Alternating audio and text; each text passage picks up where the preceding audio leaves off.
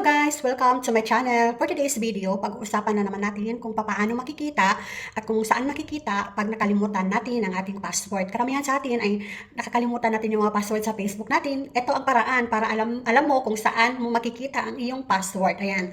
So very easy lang po talaga ito guys. Kaya walang kahirap-hirap at kayang-kaya mo itong gawin. Ayan, no? Kung nakalimutan mo ang iyong password sa iyong Facebook, sundin mo lang ako at gayahin, okay? At saka para baka sakaling ma-retrieve pa ito or maayos mo pa, okay? So, una natin gawin, punta tayo sa ating Chrome, okay? Hanapin natin yung Chrome. Saan na ba yung Chrome ko? Wait. Ayan.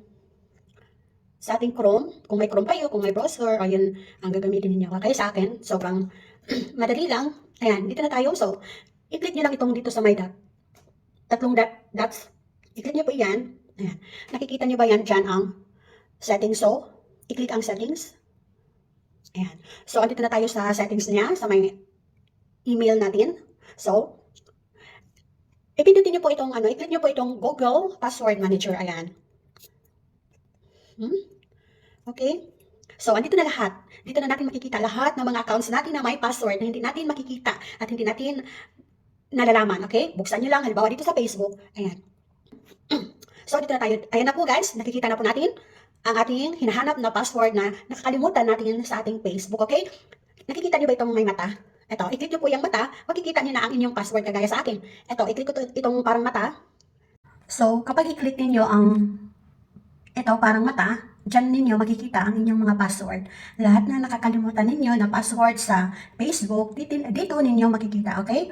Hindi lang po Facebook ang makikita natin dito. At ibang mga apps na nakalimutan natin mga password, tulad nito, mga apps na ginagamit ninyo na nakakalimutan ninyo ang password, pwede ninyo i-open. At makikita ninyo ang inyong mga password na nakakalimutan nyo din, okay? So, ayan. Kapag natapos na ninyo guys at nagawa na ninyo, so, kung gusto ninyo ang video na ito, kung natulungan ko kayo sa video na ito, please give me a thumbs up. Don't forget to subscribe and hit the notification bell para lagi kayong updated sa aking mga video. Hanggang dito na lamang po guys. Thank you for watching. Bye-bye!